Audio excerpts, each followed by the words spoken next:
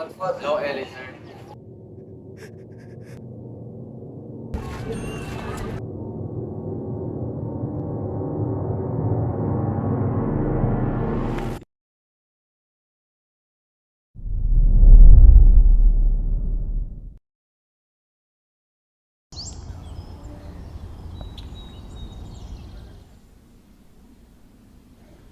Father, may I ask you something? What is it, Eliezer? Perhaps you can find me a master, someone who can guide me while studying the Kabbalah. You're too young for that. Remember, Maimonides said that you should be 30 before venturing the world of mysticism. First, study the basic subjects, those you are able to comprehend. But No, Father, Eliezer. I have more important matters to attend to. The townspeople need me. Go help your mother in the store. my father was always against me studying the Kabbalah, but I guess fate works on its own, as I found my master in the person of someone so unexpected.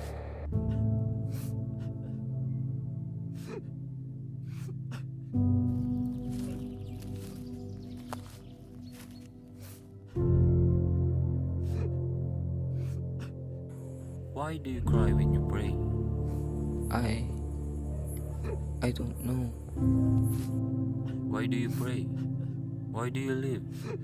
Why do you breathe? I don't know. It was a strange encounter, but since then, we would meet and talk to each other.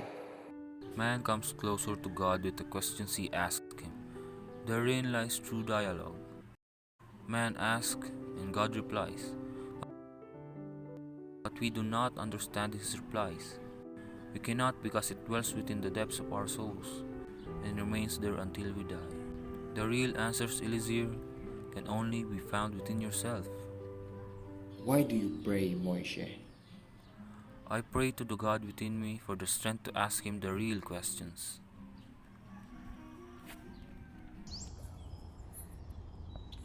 I want to study Zohar, but I cannot find a master, and my father forbids it. Moishe the beetle, the poorest of the poor, became my master, and together we would read the first chapters of Zohar. Not to know it by heart, but to truly know the essence of divinity.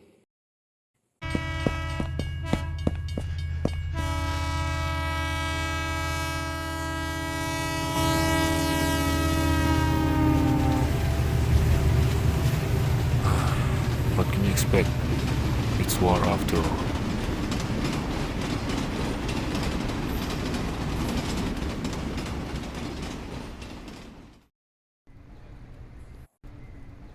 Moishe, you're back. It's so good to see you. Eliezer, listen to me. What happened to me? To the people I was with? I do not know how I Why? survived. What happened? I thought you were being deported and never coming back. That's what I thought as well. But this war, you shouldn't feel so reassured. What they did to us, it was inhumane. Listen carefully, Eliezer. You need to know what happened to us. Why do you want people to believe you so much?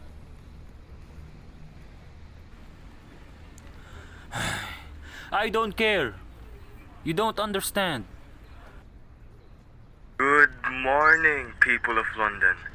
This is London Radio with positive news. The Daily The town of Saget tried to convince themselves that nothing bad would happen and remained positive.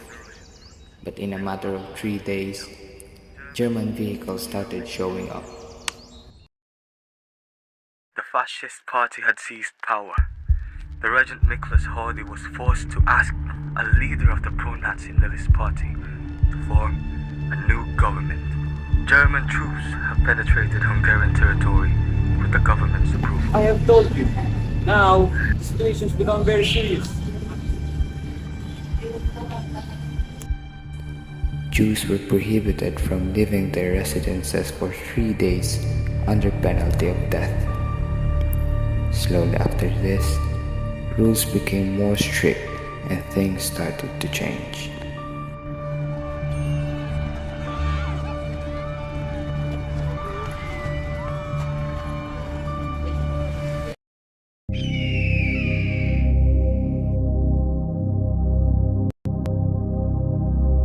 Birkenau Auschwitz.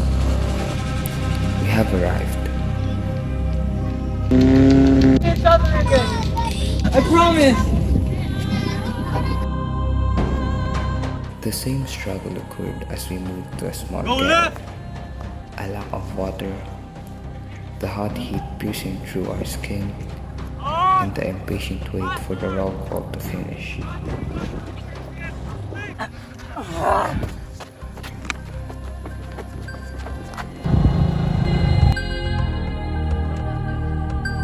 What are you doing? Get up! You're gonna get us in trouble. You are in a concentration camp in Auschwitz. Remember it always. This is not a convalescent home.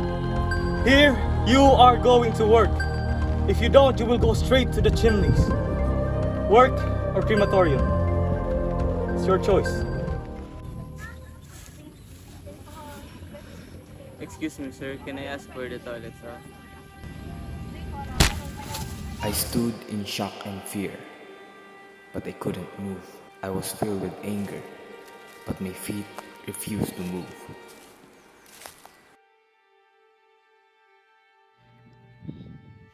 It doesn't hurt. It doesn't. With needles in their hands, they tattooed us numbers. These would serve as our new identity. I became A7713. Where's the safest commando to be assigned? Puna is a very good camp. One can hold one's own in there. But the most important thing is not to be assigned to construction commando. Days passed by, and us simple laborers were herded to a new camp, Puna.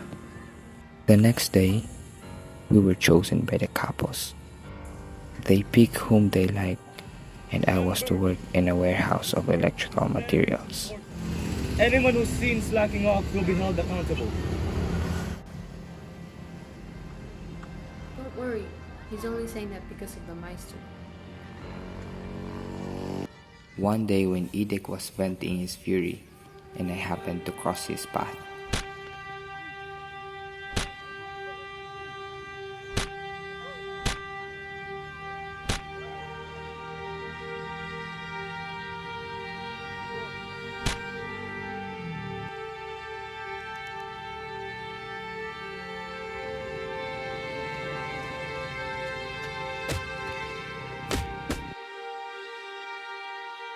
Bite your lips, little brother. Keep your anger, your hate for another day. The day will come, but not now. Wait. Clench your teeth and wait. Is that what you call work, huh? You good for nothing, old loafer? More time passed, and news of the Red Army advancing has spread. We heard it many times before, but it still gives us hope. Did I pass? Yes. They didn't write your number. In fact, you ran so fast. Did you pass? Yes. And you? I did. Listen, Elie, sir. They told me to stay. What? I thought you passed. I thought so too. They must have written my number and I didn't notice it. Take this knife. You will need it. This spoon too. Don't set it. Go ahead, take it. You will need this more than me. I was restless that day, waiting for the selection to end. When it did, I ran to Block 36 and tried to find my father. There he was. He survived. I almost cried, but I didn't. Winter had arrived. The glacial wind lashed us like a whip.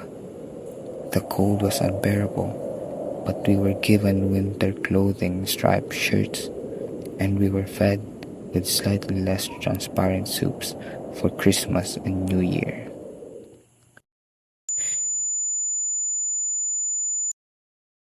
Because of the cold, my right foot started to swell, and I could not stand on it.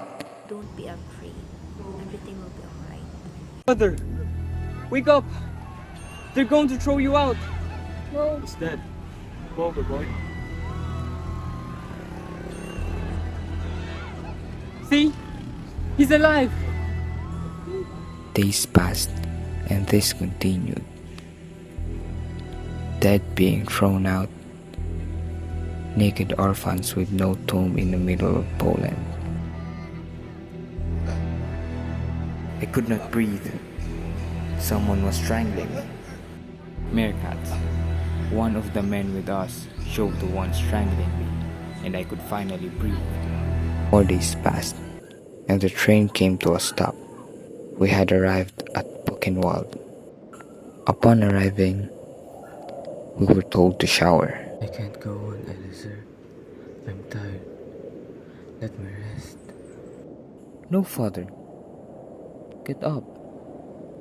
Let us take a shower. Go on. Leave me here. Come back to me after you take a shower. Yes, father.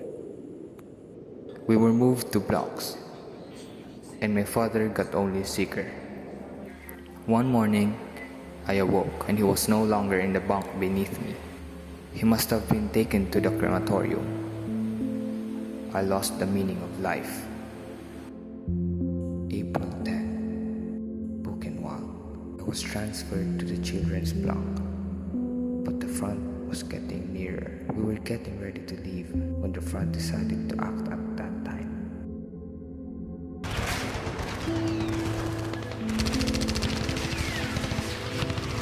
And when there were no more sounds, we went out. SS officers fled, leaving us with the American soldiers. It was finally liberation. Months later, Germany surrendered and the war finally